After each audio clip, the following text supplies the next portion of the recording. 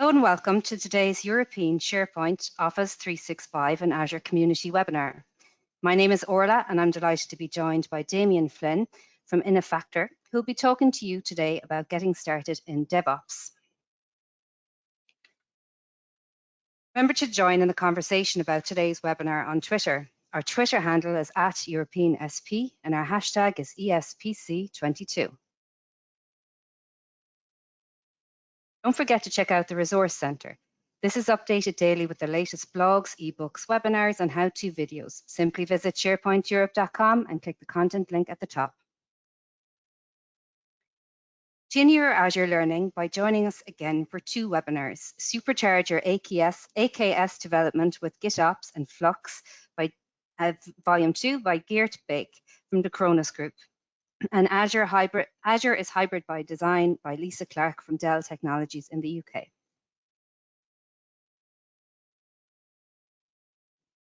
A deep dive into topics of your choice with the ESPC 22 tutorials. Experience a full-day expert-led workshop on the SharePoint framework, search, security, AI, hybrid work, Azure Arc, Microsoft 365, or Microsoft Viva. Find out more at sharepointeurope.com/ESPC22-tutorials. Our early bird ESPC 22 sale is now on. Save €200 on 3- and 4-day tickets. Find out more at sharepointeurope.com. After the webinar, we will have a questions and answers session. Type any question you have in the questions window. Questions will be selected and answered at the end of the presentation. This webinar will be recorded and added to the Resource Centre, and you'll be notified by email when it's available. And now I'm going to pass you over to our presenter, Michael. Hello, Michael. Damien, sorry. Hello, how are you? Thank you, and good afternoon to everyone joining. Just get my screen up for you guys. Thanks, Damien. Fantastic. Thank you for the introduction, and thank you for everybody that's joining us at this point of the day. I hope you're enjoying the summer weather where you are, and it's this morning, we're going to spend a little bit of time speaking about a topic that I think is somewhat interesting, DevOps. And in this session, we're going to take a look at what's involved in the journey. How do we get into DevOps? What skills do I need to take care of, and why? Why should I actually spend a little bit of time in the DevOps world? At any point during the presentation, please feel free to use the Q&A sessions. We'll take the questions as we go to keep them in context, or of course, if you prefer, we can keep them till the end, and somewhere about 45 minutes through, I should have presented most of the contents, giving you some time to interact. Also, we'll spend a little bit of time with some inspiration, demonstrate how DevOps changes some of the processes that we would typically do by hand to effectively help encourage you to take this journey and to see the value in going the DevOps route. Cover today. Well, we're going to cover what is DevOps and how can it actually help me? What do I need to do to actually embrace this in my organization, in my life, or in my processes? And what are the battles that I need to deal with internally in order to actually start this journey if I haven't begun the journey already? We need to talk a little bit about the technology and the process, because this is all about process. How should I embrace this? Where should I begin? And what are the key points that are really important to me? What other technologies should I understand? Because as we start this journey, you're going to learn a phrase that I like to call yak shaving. And it'll become pretty obvious as we start down this effort that when we do things without using DevOps and tools, we pretty much follow this whole concept of implementing and applying changes ad hoc as we require. And that means that over time, we have a lot of steps that are necessary already pre-done for us. When you come to run things in DevOps, we're trying to do this in a repeatable fashion. I need to come in, run everything, disappear.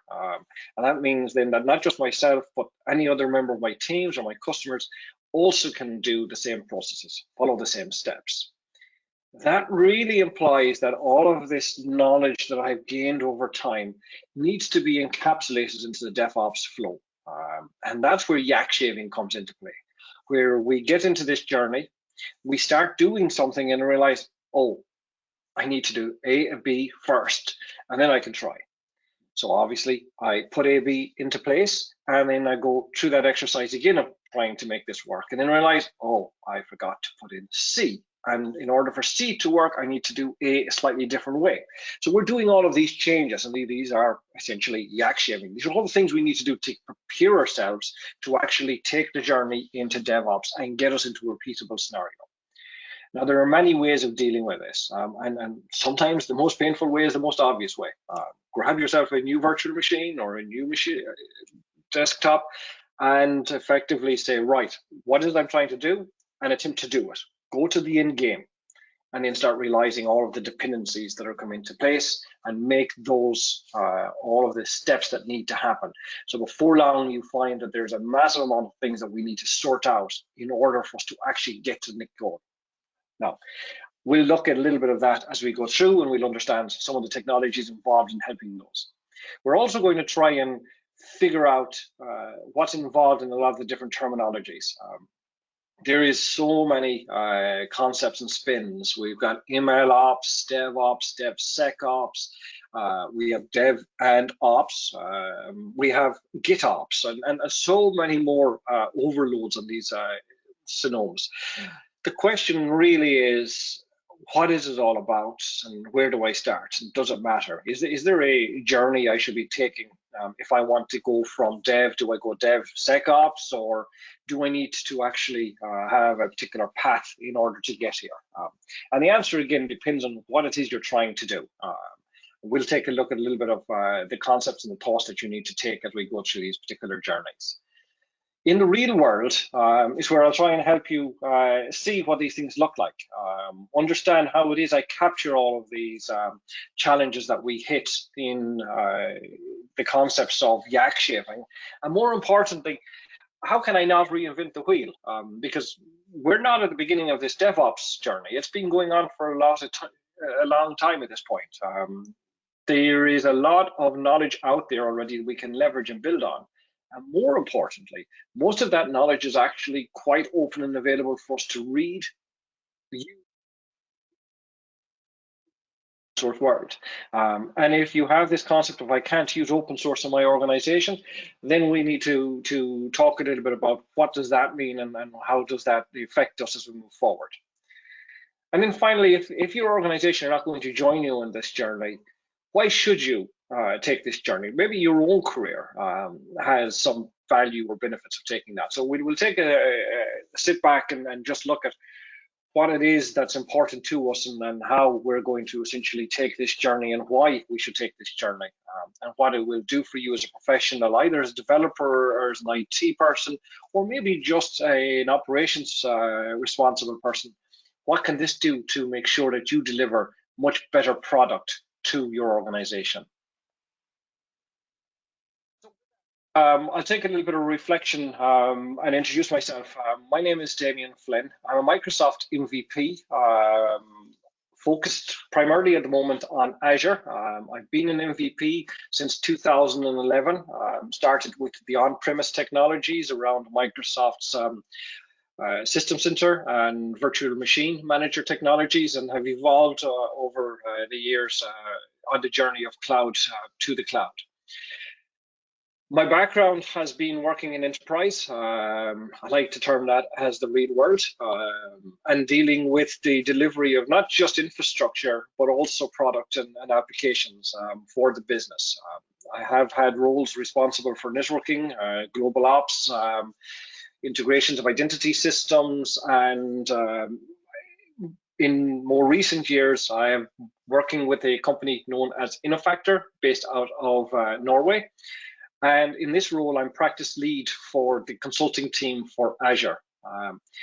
This allows me to sit back and work with the team and our customers to essentially take a lot of the experience we've gained over the years on working in the enterprise and taking the skills and the knowledge that the team have to effectively help accelerate the journey to the cloud, save a lot of burnt fingers, and deal with a lot of the yak shaving on behalf of the customer to get them to a start point that they can feel in control of and help them to take their journey in the correct direction to the cloud.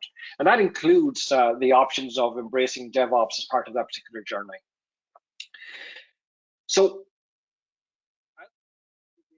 exercise, one of the first questions we have to ask is, what is DevOps?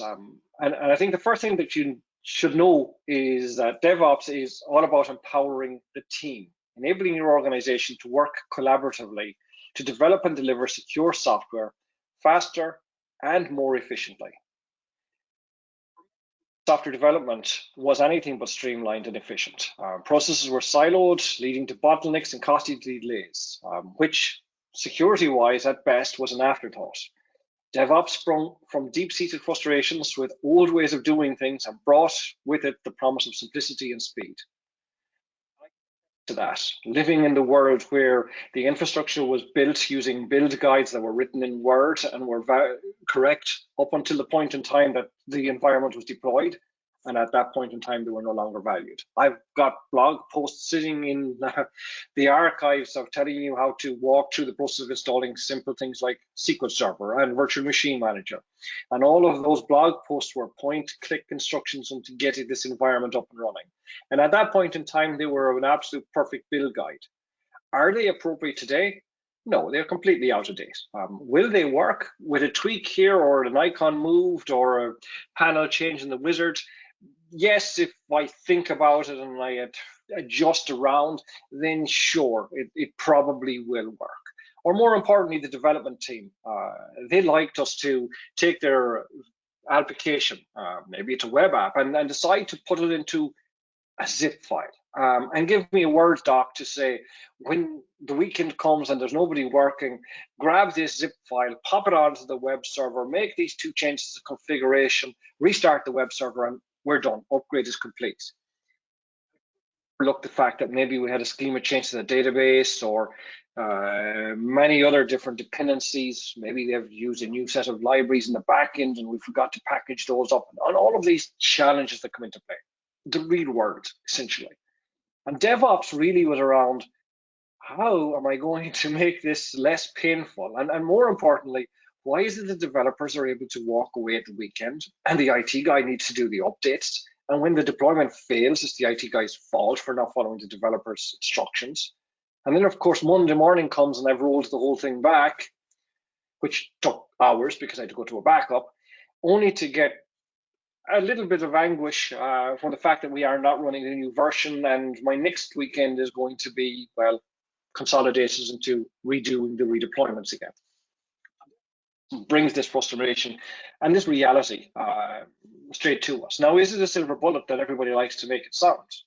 Well, it's certainly not. Yak shaving is the term that I will focus in here, in that there's a lot of stuff that we need to do in order to make this stuff more agile. It's an end-to-end flow. And as long as we think about it as a platform to allow our teams, and this is important, the word team here, and we're not actually handing off and walking away with dev over to ops and disappearing.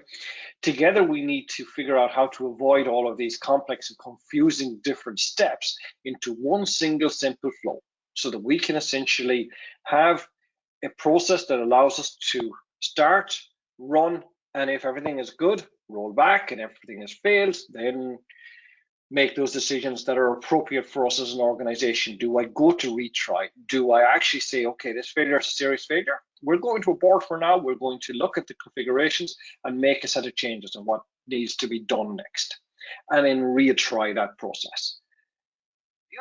We don't talk about a lot is that DevOps is a fine way for the developers to think about how to actually work first. They come first in this term, DevOps, and then hand over to the ops team. Many ops teams, however, work in a different world. They work in a world of ITIL. And ITIL and DevOps Well, they don't actually go together very tightly. There's a set of challenges here because in the ITIL world, and we have an ops team that focuses on that, then we have this concept of a change. And that change needs to be planned, it needs to be scheduled, it needs to be very dramatically configured. And in the DevOps world, where we've got this all agility, we want to try and figure out what it is we need to do in order to essentially make this stuff a lot better. How are we going to make the flow between constantly changing the environment and the ITIL flow of what is the change control process? So there's a world of alignment needed as we start this engine and bring us together. So how does this work? Well, this works by starting the journey really simply. We look at automation. And my own personal journey started back in probably 2013, not to use something like TeamCity or Microsoft Team Foundation Server as it was known back then, but I actually started writing this stuff in PowerShell and a piece of software known as System Center Orchestrator, later to become System Center's or some side effect. Memory is not so good anymore. Really, though, what matters here is that we're writing simple scripts whose task was effectively to get everything into place. So I can simply say deploy.ps1, and that script would effectively connect to my machines, make sure that all of the features that were needed in the operating system, all the libraries that were necessary were all installed and placed. The payload, the application that we're trying to actually deliver, was popped into place, and then finally make any of the configuration tweaks. And at all steps to this, as we've done this more and more, we were adding in more tests. Did the feature get added to Windows? Did the connection strings get established? Did the actual website get dropped properly into the environment? And then finally, can I flick over the actual traffic managers to redistribute the traffic to the correct destinations? Different things become the foundation, the bedrock for what is the DevOps culture.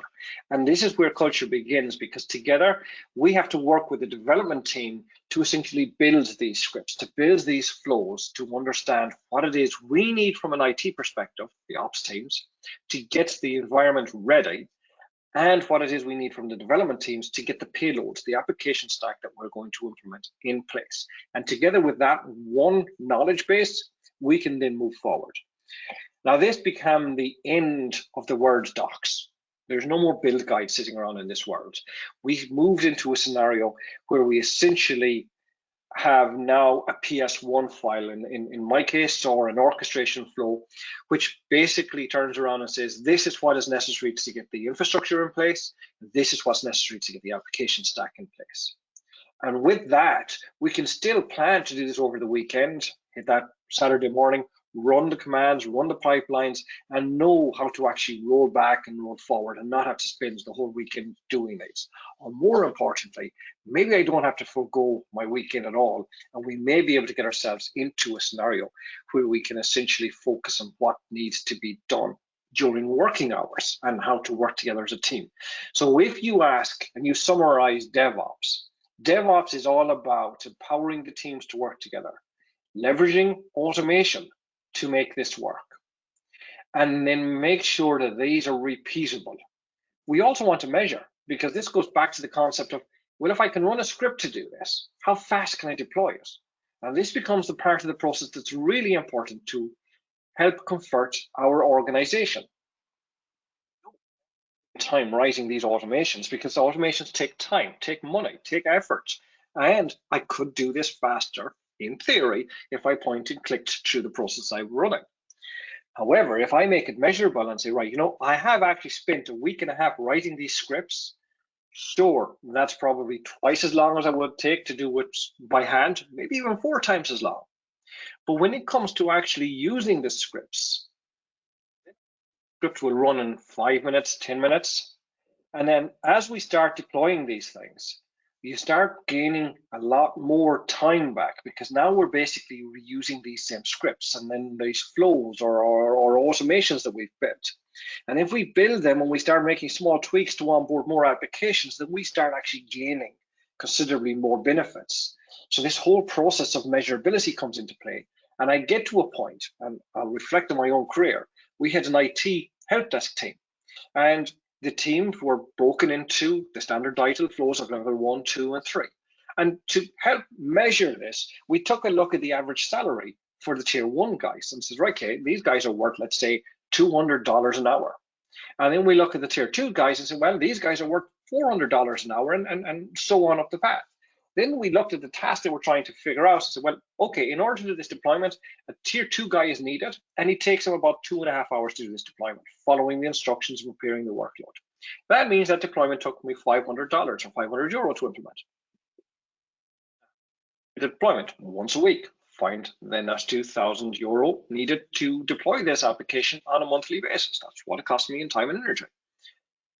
If I the script, I know that I spent a week as a tier 3 person writing this script. So, okay, I made the initial investment of maybe 2.5, maybe €3,000 investing on this script.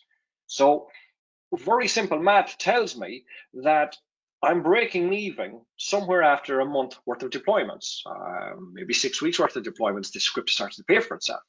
But if this script is now reusable, I'm moving myself into a profit scenario, because I can turn around and then say that this script has now run 12 times, and it takes all of a couple of seconds to start. It runs unmanaged at this point because we've fine-tuned all the activity and sorted out. And instead of me actually spending another €500 per deployment, I'm now saving, let's say, €480 per deployment, because somebody still needs to kick this thing off. But as I said, 2 minutes. So all of a sudden, my script is now making the company money. And I've just changed the way I work from being a cost center to being a profit center. And I've just started the concept of there's value in DevOps. So if you ask, how do I start this journey? You start this by figuring out the action that is all about writing those scripts, measuring how much is in, and making sure this is repeatable. Now, with these in mind, there's one thing missing in the middle of the slide here, and that's all about the security. This is all good and well for the dev guy and the IT guy. Security still sits somewhere in this vision. And previously, it was an afterthought. Somebody may come back and say you're doing firewall changes, and this really is where IT sat down with the concepts of a change control process. So how do we deal with that as we move forward? Let's think about that for a minute. So we have a couple of technology processes to think about, and we can simplify it. There are 3 main stages we need to deal with. In DevOps, we have this initial stage. It looks a little bit odd, but this is effectively what we call the build stage. It's where we effectively write the codes that we're going to use, the action. That code can be an application. It can be Terraform or Bicep if you're going to be doing infrastructure in a cloud technology, or maybe it might be a YAML manifest file if we're going to be dealing with something like a Kubernetes scenario. Then, of course, we want to do the test, and this life cycle will go around lots and lots of times. And I'll show you this in the real world in a couple of minutes, where we sit back here and we write this code, we test it. We realize there's another bug. We write the code, we test it. We keep rolling this through until we get to a point that we're actually able to get to the cogs. We're moving this into real business deployment scenarios. And the key piece here is that these stages essentially start us into a workflow. So it starts with the prep, validation, and then getting this into production. We're done, our journey is set. That's not really the reality of these. These just happen to be the 3 main milestones. The reality looks slightly different. The reality looks like we actually have to continue doing this. And we need to do this in a little bit more detail. So when we plan this journey, we take a look at those main milestones again, that plan, that test, and then that release. So here I'm doing that whole concept in a never-ending, infinite scenario. The steps are the same. The only difference here is that, remember that Word document that was good, that blog post that was brilliant for a version on a specific version of Windows, for a specific version of SQL, for a specific version of the application? Yeah, that's no good because Microsoft just released an update, or somebody in the development team released a new version of the application. The post is out of date. And the same is true even in the concept of us writing scripts for doing deployments, except now people that are responsible for making the changes could also take the responsibility of actually making a modification to the script. Now, developer, would he prefer to write a Word document or make a quick change to a script for doing the deployment. And if you take that step, and then you treat the script as your documentation, it is a source of truth. Because if the script doesn't work, then the deployment doesn't work. So it becomes really easy then to do the test and validation. And how do I test and validate? Well, I don't have to do it in production. In the cloud world, or even in the on-premise world, or even on my laptop, I can actually spin myself up a virtual machine. I can run the script. If the script does the yak shaving it's supposed to do, it's going to put in place all of the requirements. It's going to stand up the machine, and it's going to get the software up and running as we need to. Now, there's always going to be idiosyncrasies. Let's not pretend. Maybe I'm smart and I'm running mine on a Mac, and maybe the developer's running his on a Linux box, and maybe the IT guy is running his on a Windows machine. So there's always going to be small changes. Or in production, obviously, we may have load balancers, and in test and stage, maybe we don't. Maybe we're running in small labs. So those things also need to be considered as we put them into the script. So we can pass in build or deploy / test. And there are things going to be changed. The test environment is not going to look the same as production. Very simple world. If we think about something like a Cosmos DB, this is a replicated database service available in 50 or 60 different locations across the planet. Am I going to replicate this thing? Yes, sorry to interrupt now, but your mic is going in and out every now and again. Just maybe check if you can switch to your PC audio. It was fine earlier when we spoke. I think I might have found my issue. How was that? That's much better. Yep, that's much better. I blame the AirPod. I apologize. It switched over the microphone. My apologies, guys. Okay. No, you're good. I think it was mostly fine to understand anyway. It was just there in that last slide. It got a bit hard to understand you.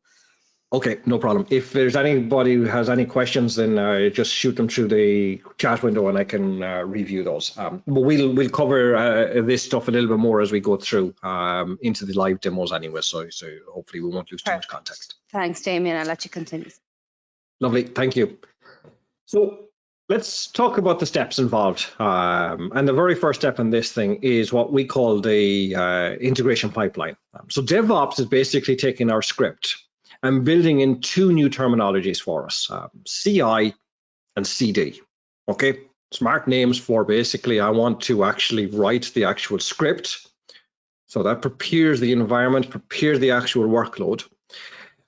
And those two cover the idea of planning that script and creating it, building the workload that it is I want to do and packaging it up. So once I've got those, then I can take that package and I can deploy it. Now, let's deal with this for a second.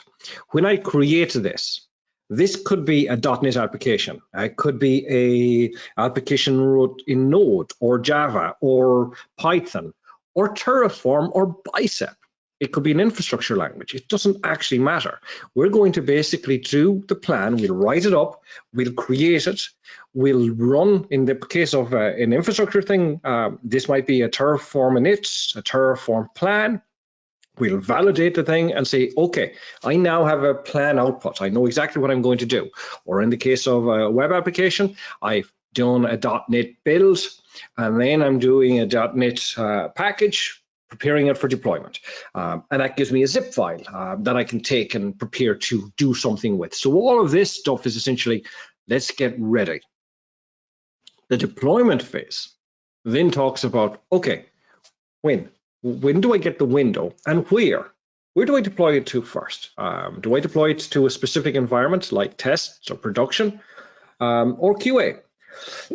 So these flows get us in a scenario where we essentially prepare the artifacts and then we release them.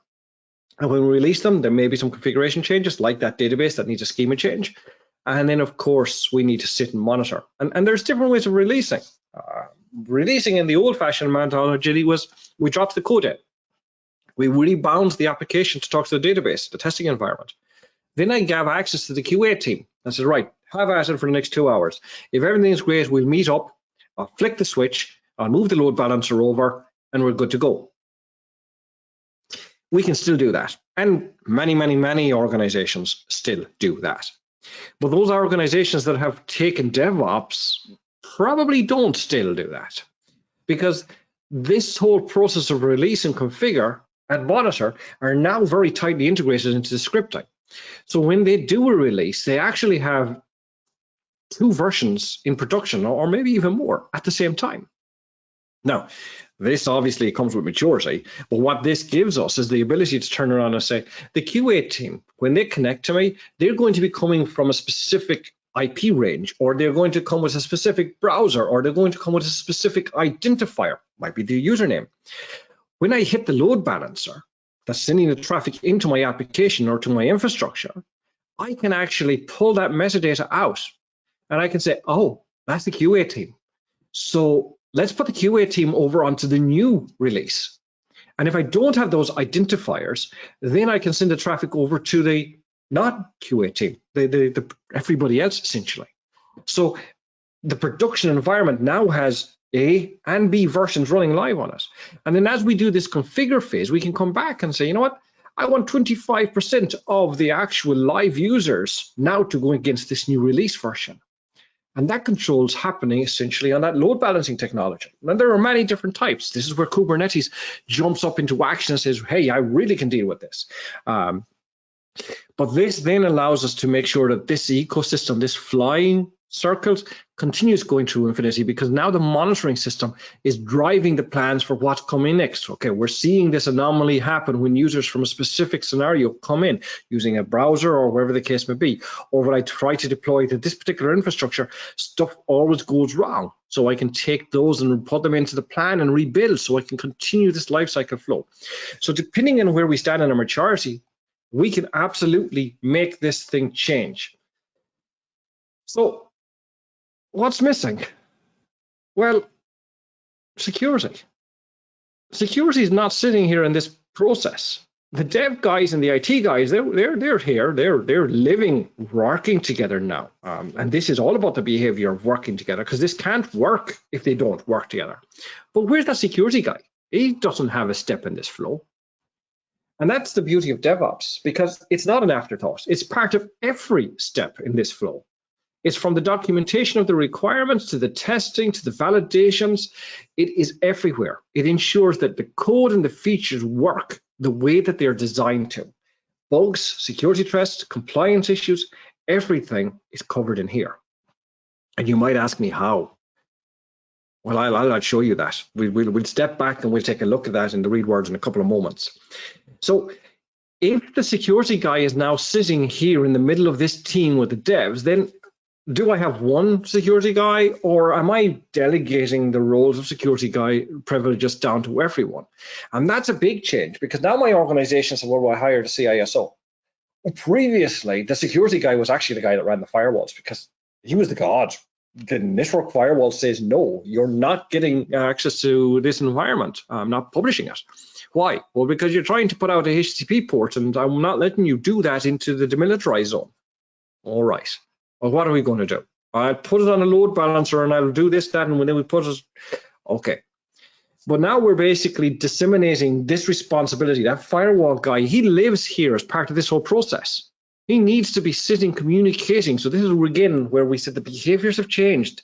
Devs and ops, network guys, storage guys, infrastructure guys, application development teams, application owners and business process owners, we're all now inherently responsible to make sure that this circle of infinity can continue, that we can essentially continue to operate and run this world.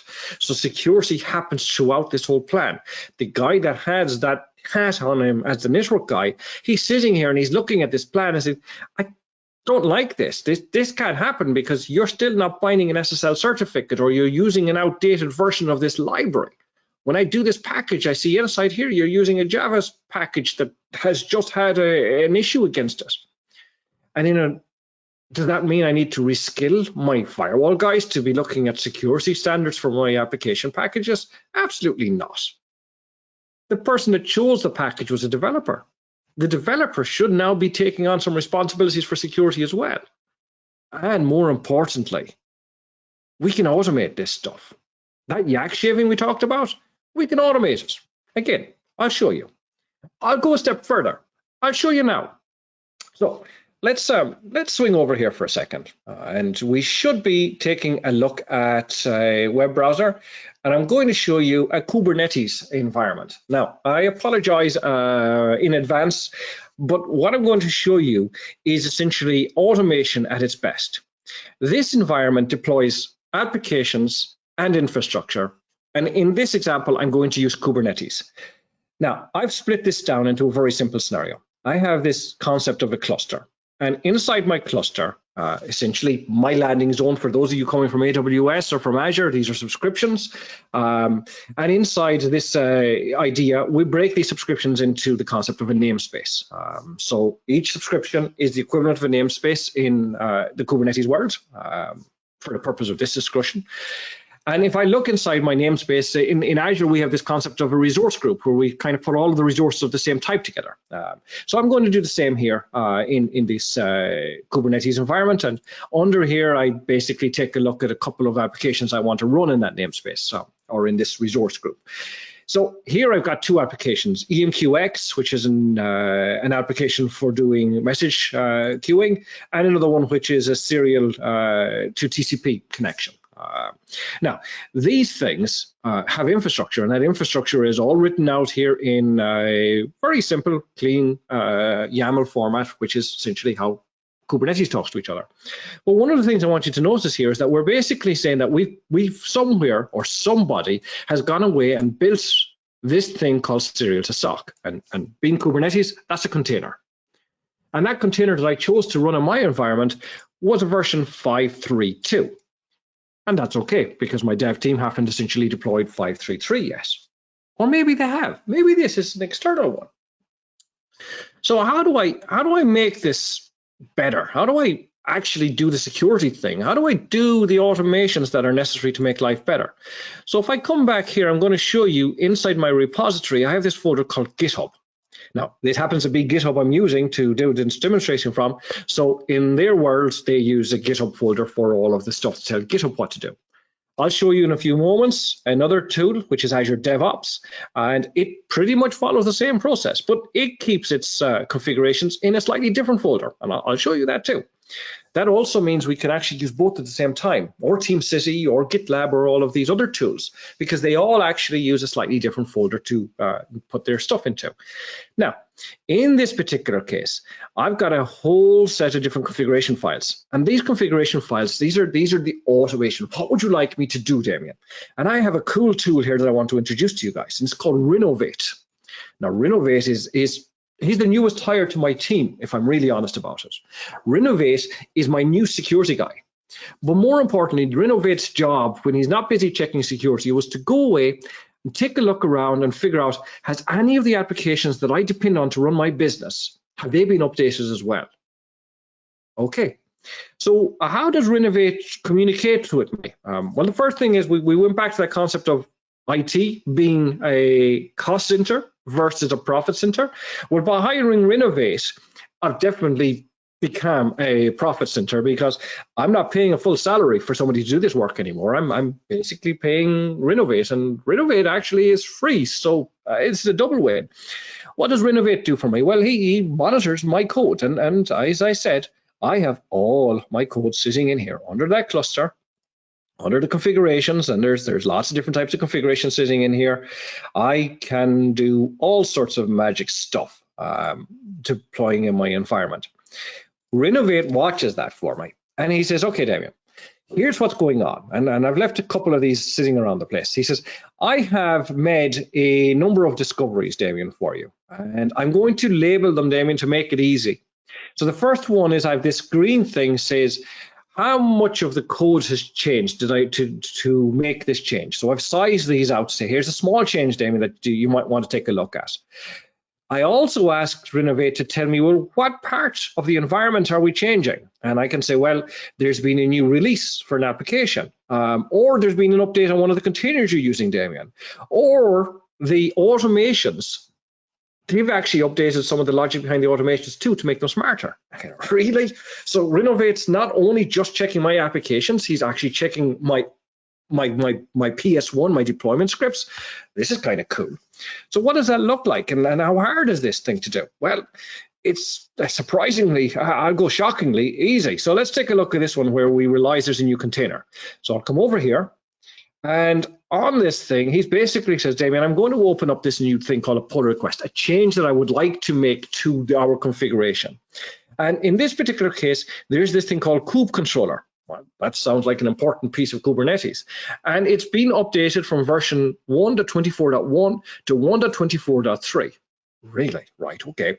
And in that scenario, I can then follow it and say, right, well, tell me about it. What's in here that I care about? And I can come over and I can read all about these things, and I can come into the Git and do the change reads and say, you know, there's no breaking changes here. There's no major issues. I'm kind of happy with that.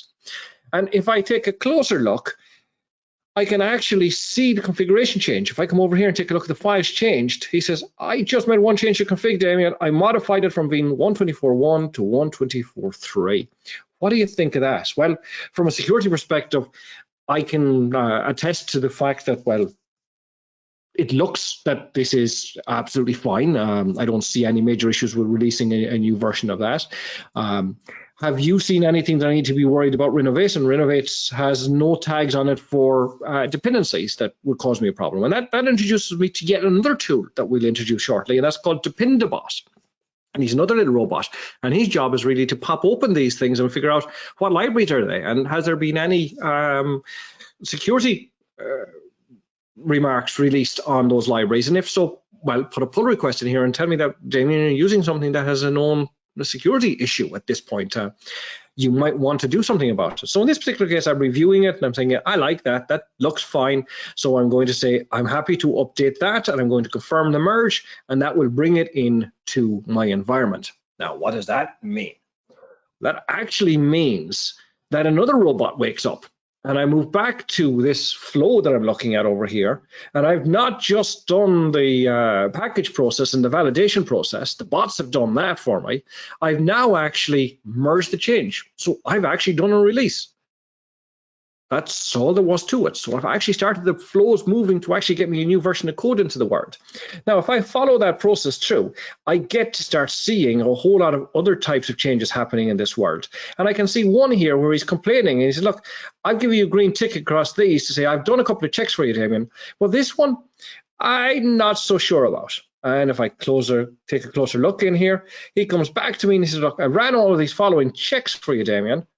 And in this particular case, I got a problem with one of the containers that you're using. I've done a scan on it, and when I look at this thing, well, I'm not so happy. There's an error on it. So if I open this thing out and get a closer look, I might actually be able to figure out what was wrong with it. But this one, for verbosity reasons, there you go. He's telling me there's a problem converting the actual container, unknown app sitting in this thing. So I'm not actually able to do the validation test. So in this particular case, it means, okay, humans need to get involved. Something's wrong with this configuration. But if this guy was able to do detections, he would pop open the container for me and he'd check inside it. So he's doing that security check. So all of that questions of where does security live in this flow? Right there in the middle of it, right bang in the center. It happens at every single step as we go through this life cycle. So let's summarize.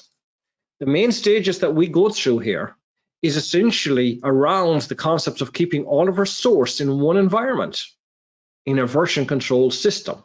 So everything we do, the dev guys, the IT guys, they're all sitting in one environment. I've just shown you that environment happens to be, for me, it happens to be my dev environment. It happens to be my GitHub or my repository environment. So we've seen that here, but that also could be sitting over in Azure DevOps. And Azure DevOps is essentially the same thing. It is another set of tools. All of my code sits in here for my dev teams or my production teams. So I don't mind if I'm sitting in GitHub or in DevOps. Both of these are repositories, source control systems, and both source control systems are actually built on top of the technology called Git in this particular case. So first tool I need to start learning. The next piece of the puzzle is that I want to focus on some continuous integration and continuous delivery. What are they, Damien? Well, we just spent the last few minutes talking about them. They are effectively doing that plan to create, the verify, the test, the deployment. I want to make sure that I'm following that flow through. And then, of course, I want to do the test. And that means essentially deploying this thing and making sure things work the way they should be before we hit into production world. And that can happen in many different ways, and I've shown you that as well when we look at this concept of coming over here and actually deploying these things into play. But it's not just that. There's a little bit more. There's a lot more, actually. There's a lot more we can do. We can do all sorts of fancy things. When it comes to security and these automations, every time we make a change, we can trigger. We can turn around and say, hey, I'd like to do an application security test. I'd like to do cluster validations. I'd like to do dependencies. I want to check to see that you put a secret into the code. I want to check that the stuff that you're going to deploy as code, the infrastructure, makes sense from a security perspective, and maybe not even just security sense. So what would that look like, and how hard would that be? Well, let's see. If I was to bring you back as far as the desk, this time I'm going to do a slightly different demonstration. I've got a Terraform file, a pretty darn basic Terraform file, and I'm going to make a change to that Terraform file. And that Terraform file, I'm going to say, has nothing more than a date and time change on it. So we're going to say it's 1345, right? That's the time. That's the change I'm going to apply to the environment. Now that I've made my change, and there's no other changes I need to do, it's just one simple configuration change to my environment. And that change could be a change to infrastructure. That change could be a change to applications. I'm not defining specifically what this change is in this context, because it doesn't matter. It doesn't really matter if it's an infrastructure or an application change. I'm simply going to turn around and say, I want you to grab that change. And then I'm going to say, I'm going to make that change. And I'm going to put a note on it to say that this is a fix and deploying a new version. Why? Doing a demo. Well, that's a good reason I need to make a change. Now, in the background, a couple of other things have happened. Let's roll back up here. So as I've asked my Git to commit that change, he's said, okay, let me do one or two things for you. Let me check to see did anything change in any of these environments. And if they do, let me check them for you. So I'm doing a couple of pre-commit checks to make sure everything is hunky-dory before we do anything. Once I know everything is good and he's not complaining about that, then I can turn around and say, well, let's push that thing. How do I push it? Well, I simply do a git push, and that sends it back up to that central repository where everybody else is sitting and keeping their information. So off it goes. Now, let's take a look. What's happened there? So I want to go over here to another one. And in this world, I can see this is that same repository, and he's saying to me, there was a push. Somebody made a change a couple of minutes ago. Would you like to actually check it out and prepare it? So me as the developer saying, yes, I want this. I want my team to prepare it. So let's start that exercise. So compare.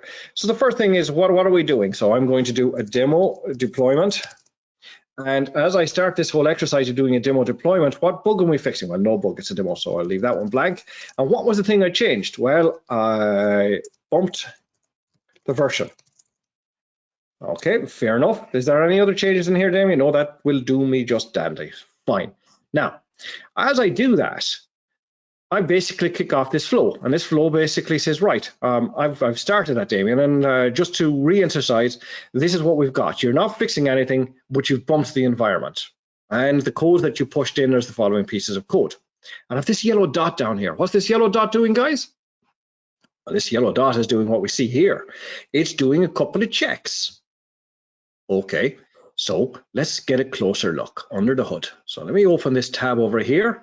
Let's click over as far as it, and here I can see there's a couple of checks happening. And now this is where the yak shaving, the scripts come into play. Now, really what's happening in this particular case is I'm taking a quick scan at the environment, and I'm checking to see, well, what is it that's going on? So the very first thing is I'm running a TF security. Oh, so that thing we talked about a couple of minutes ago, Damien, that where do I do security? Well, it's actually one of the very first things I do. I'm doing a TFSec. That's a library that tests security on Terraform. Okay, so let me run that. Then I've got this concept of adding a label to the environment. So why would I want to do that? Well, if I come back here, I'll see that the system turns around and says, label as a do not merge, which simply says, don't do anything with this yet. This is a new change, and we as a team have not actually given it a blessing to go into production. Well, that's fair enough. And who done that? Well, the robot done. And then if I come back for another second and I take another look, he says, let's check and see, is this a noob? Who's a noob? Well, it's one of the new team members that we haven't actually brought into the team before. This is the first time doing this work. And if it's a noob, what will we do? Well, we'll put a message in here welcoming them and telling them that the documentation of what they're trying to do is here, and if they need help, talk to us on Slack or on Teams or whatever communication platform. And then I come and I check to see, did you label this thing? And I got a red X saying you didn't label this thing. And what does that really mean? Well, it means you didn't label it. So I'm going to tell you, what type of change was this, Damien? A major, a minor, a patch? You must apply a label. Well, if that's the case, then I'll do that. I'll put a label in. So we'll call this one a patch just for demonstration purposes. And now that I've put the patch label on, guess what happens? Well, this one's dead. That action's died, but another action has started to come into life. He's basically saying, okay, let's take a peek on this one. And as I take a peek on this one, I can start seeing that he's come to life and he's going to do the same set of checks again. And this time, we hopefully will be in a better place because, well, we do have a label in place. So the yak shaving, guys, that we talked about at the very start is all inherently trapped in here. This is where we actually keep all of that work. We do all the validations and we check and make sure things are good. And once we have those things in good, we can see these checks are running through and we can figure out, well, merge is blocked because we've got a do not merge label sitting up here, but we're running a couple of other checks. And now he's basically saying, it looks like you might be doing some work on Terraform. So in that particular case, if we look at this stuff, I can turn around here and say, I skipped the documentation stuff because, well, the doc guys didn't do any actual Word docs. I skipped the examples because nobody builds examples. And then in your case, this might have been, I skipped deploying the applications because there's no app code changes. There's just infrastructure code. So I have a little bit of logic put in here saying, well, what do I need to focus on? What are you changing? And in this particular case, I'm saying I'm changing the actual configuration for the payload. So I go to a pile of different steps, and you can see he's pretty darn fast. But more importantly, I don't need to watch that. I can come back here and I can see that he's now going to plan the change. And he's saying to me that, look, if we do this, Damien, I'm going to remove the line that says it was created on that, and I'm going to add or modify the line that had basically the timestamp at 12:12. I'm going to replace it with the timestamp of 13:45. Does that plan look good to you? So as an infrastructure guy, I can say, yes, that's good to me. As a security guy, well, the security team didn't have any work really to do in this case because the configuration was pretty small, and the security guy does have the ability to come in here and approve this change. But more importantly, remember we ran that TF security, that scanner. It had no messages either to put up here. But here's a new one. I have another little robot that started running, and he says, Damien, you might be interested, but the change that you're making is not going to have any cost change on your environment. Now, how cool is that? So if I popped in there that I wanted a virtual machine of him class in Azure, it would be pretty snazzy if this thing pops up and says, Damien, you know the change you made? Technically, it's great, but do you know that's going to cost you $20,000 a month? Oh, yeah. It's here in black and white. Now, you just think about that from a DevOps perspective, or maybe from the actual business owner that's sitting here doing the review. We've just shifted everything left. This stuff is in black and white in front of me. So now that I'm happy with all of this stuff, he tells me that if you want to continue, then just simply put a comment in here saying, hey, okay, I like this, so go ahead and please deploy. And I'll do that in the background and let him run off. So I'll put off the message here saying, go try and put this thing into deployment. Now I can see my deploy has started. And guess what? Another robot's going to wake up in the background and check and make sure everything is good to deploy. Now, with all of these in place, what we have done is fix our documentation, fix our feedback, fix all of the loops, because essentially we have full DevOps control.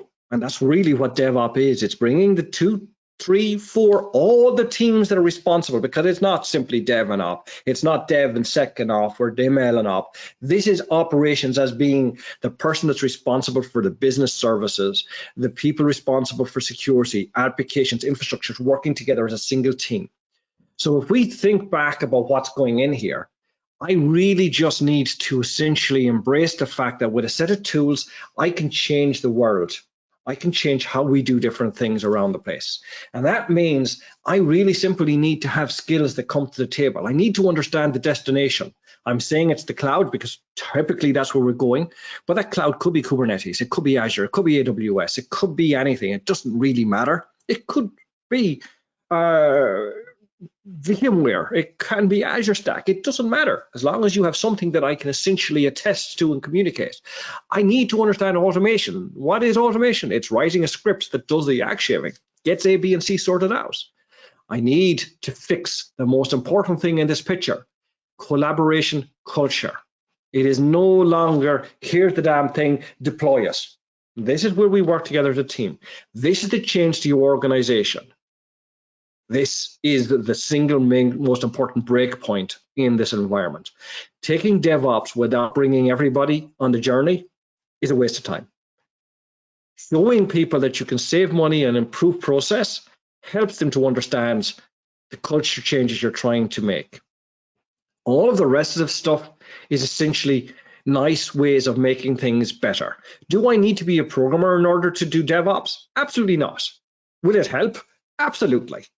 But I can live and learn on the advantage of everybody else because this stuff is open source. All of these things are sitting out in the open. So all of this stuff I showed you earlier on for Renovate and how all of that magic works, or all the stuff for Terraform, they're sitting in repositories that you can search across GitHub, GitLab, and all of these other open source environments.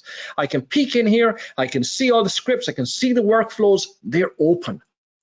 They're reusable. You tweak it to your piece, take it as it is and just run it and have one of the other dev teams saying, hey lads, this is great, but I'd like to be able to do A, B, and C. Somebody with other skills can come in here because why? This collaboration culture. That's the most important piece here. We can build on everybody else's skills to get to the destination that we want. So what does DevOps look like in the real world? Well, DevOps looks like in the real world exactly what I've just shown you. It is taking the knowledge, the skill, the abilities that you already have and making those things scriptable in a way that it is repeatable lots and lots of times. Here, I can see that the robot came back to me, told me he was going to deploy the plan, got the chain sorted out, and told me the plan ID that he was going to deploy. Was that the same plan I asked him to check? Yes, it was. So he's taken the plan, and then he comes back and says, I have made one change. Done. At that point in time, I can come back here and says, this was awesome. Thank you very much. Merge the code. We now have production matching our code base and everything is great. And I didn't even need to do that. I could have automated that extra step if the deployment was successful, auto merge and close, because we're done here. We don't have any more work to do. But actually, we mightn't be done here. Maybe there was some other things that should happen after we've got a successful close. And in this particular case, I actually do. Just to give a quick demonstration on those things. The robots are awake again. And this time the robot's taking a look to figure out, well, what did you actually do, Damien? And in this world, I just made a configuration change. But if I made a documentation change, wouldn't it be nice to push that into your wiki? So maybe that's Confluence or GitHub or DevOps. It's a good place to actually take that docs and push them out. Or maybe, Damien, you told me you don't actually write documentation in format of Word anymore. Well, that's true. I don't. Because in the case of Terraform, I can use TF docs and it will take a look at the Terraform module and all its dependencies and it'll automatically build the documentation for me and push that to the wiki. It's a world that now moves IT, moves you into control. So what does this stuff all look like? Well, this looks like a reason for you to start thinking about spelling career correctly. So I'll skip that slide pretty quickly and thinking really about why would we want to do this and how do you make more money out of this thing? You can help your organization by simply embracing what we're looking at here, gaining experience by playing with this stuff, educate by trying these things out, looking at the tools that are available, taking a look around then of what other organizations are doing, and then once you're happy with the basics to get started, and pick a technology that works for you, Kubernetes, Docker, Ansible, it doesn't matter. There are so many different ways to approach this. Grab the certifications to prove that you know what you're doing. And if you are in an organization that's going to embrace this, watch your career change as you start becoming the DevOps advocate. watch your career grow. And if you're in an organization that is not embracing this, this is a good time to go to market, because with this skill, you can demand cash. This will increase your salary. It's the bottom line here, because if you can help sort the yak shaving, and I demonstrated this at the very start, where I wrote a simple automation to replace tier 1 support teams, I can come back and tell you that this is how we change the world. This is how you take your DevOps skills and you build them to make you and your organization far more reliable, far more hireable, and ensuring that the quality of what comes out of this stuff is, at the end of the day, the only thing we care about, that is production ready. I hope you've enjoyed this presentation. I hope it's given a little bit of an insight into the journey of DevOps and why. I hope some of the demonstrations I've shown has given an inspiration for why we do this and how we do these things. The scenarios that you see demonstrated are all available in my GitHub. You're welcome to go and grab some of the different flows and the concepts. You're also welcome to hit me up on Twitter to follow up on any different questions. If you are doing, are trying to, or are absolutely mature in your journey, but you're having challenges with your organization, please feel free to reach out at any point in time. Thanks so much, With that, Damien. That was a great presentation. Thank you. We have just a few minutes for questions. If anybody has a question, please go ahead and type them into the questions window. I've got one or two here to start us off. Question, how much will it cost me to try this stuff out myself? I don't have a training budget. That's a brilliant question, and the answer is nothing. Time. This is going to cost you time. I'm doing testing on different pieces. In front of you, I'm showing a simple Raspberry Pi. The Kubernetes demonstration I showed you a little bit earlier on is sitting here on my GitHub, connected back to this little Raspberry Pi and pushing stuff out. If you don't have Raspberry Pis, and I appreciate those things are hard to get at the moment, you do have a laptop. Spin up a virtual machine, and on that virtual machine, install what it is you want to install. If you simply want to learn nothing other than little bits of things like Terraform, you don't actually even need a subscription to a cloud. Terraform can make changes to pretty much anything. The provider basis for Terraform includes GitHub itself. You could turn around and say, you know what, I want to do a Terraform apply against GitHub to make me a new repository. GitHub is free, by the way. So you can actually have repositories for free. You can have actions for free. And you can essentially get this all running by putting a little bit of time in. And then if you do get access then to a test subscription with something like Azure, then you modify your Terraform to say, okay, well, I'm going to target Azure as my cloud, or AWS. And now all of these clouds also walk away and give you free credits, Azure Pass and AWS, or even forget those, go to some of the lesser known clouds, Linode, for example.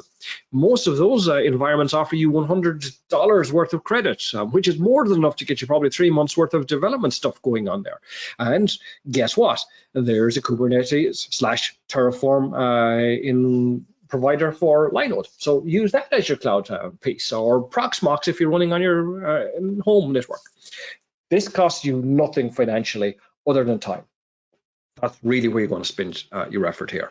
And be warned, this can be a swallow hole. It can take a lot of time, but it's a lot of fun. Great, thanks, Damien. We've time for one more. There are a lot of technologies and terms relating to DevOps. What should I focus on to get an efficient start to improve my skills? Right, well, it really depends on what it is we're trying to achieve, and more importantly, how much of the journey others are coming with you on. If you're in an organization where DevOps is still not something that we practice as an IT organization, or it's something that some of the teams are doing and I'm not sure if it's something I should be focusing on, then the first place to start is sit down with the guys that are already on the journey, learn what they're doing and figure out if that's something that lines up with you. Or more importantly, if they're trying to yak shave part of the scenario that you could actually help with, then it becomes pretty quickly to start determining what it is I should focus on. And it might mean I want to write a bicep file or a PowerShell file, whatever you're comfortable in. If you're coming from the concepts of Linux backgrounds, then maybe they're bash scripts that you're writing. If you're coming from a Windows machine, yes, you're probably writing PowerShell scripts or wherever the case may be. But start where you're comfortable with the tooling that you know, and find something that actually wants to encourage you to move forward. I learned Kubernetes on a little Raspberry Pi to run Plex and stuff like that at home. I could, of course, done it with a simple Docker, and that's fine, done that many years ago. Now I want to do Kubernetes. Absolutely, is that slaughtering the lamb and trying to do all sorts of daft things? Yes, it's absolutely over-engineering. But if the Plex server is down and I can't watch TV, then I know I'm going to go back and take this as production serious. I need to make sure the stuff works. So find the thing that helps you to get there. Find the small wins, demonstrate those, and show that there's a financial gain here. Yes, I spent a week doing this. And yes, if you were paying on my salary, then that means you just spent a pile of money. But because I've done this, I can do that job now in 1 hour. That's financial saving. How many times do you do that job? I would do it. Well, if I could do it faster, I do it lots of times, and the rest of my team. Show that financial gain. And if you can start showing the financial gains, that's when the rest of your business and your organization will come and join you on the journey, because now they can see business benefit. There is a return on investment, and that's really where the key is. So find the stuff that you're actually interested in: Ansible, Docker, Kubernetes, Terraform, Bicep, and choose the challenges that make you want to actually continue until you succeed. It's fantastic. Thanks so much. That's great. Thank you, Damien, on behalf of the ESPC community. Thank you so much for taking the time today. It was great. Well, thank you very much for inviting me along. I appreciate the opportunity to speak to you guys, and I hope there's been a level of inspiration. And as I said, for those of you that are starting the journey, please do reach out on Twitter or directly to myself. Those of you that are on the journey and having different types of challenges with your organization, again, I'm here, happy to help, happy to show you how to evangelize and communicate with these teams to help them see the value. And of course, then those of you that are absolutely mature in this journey and have just seen some of the demonstrations today and think, right, okay, I want to do some of that. And as I said, this stuff is up on GitHub, but if you want to talk about it and work together, then it's all about collaboration, and I'm here. Please do reach out. Thank you very much. Thanks again, Damien, and thanks again, everybody, for taking the time to listen to this webinar today. It's going to be on the Resource Centre later on, and I'll be sending along the recording as soon as it's available. Thanks again, and goodbye. Thank you. Bye-bye.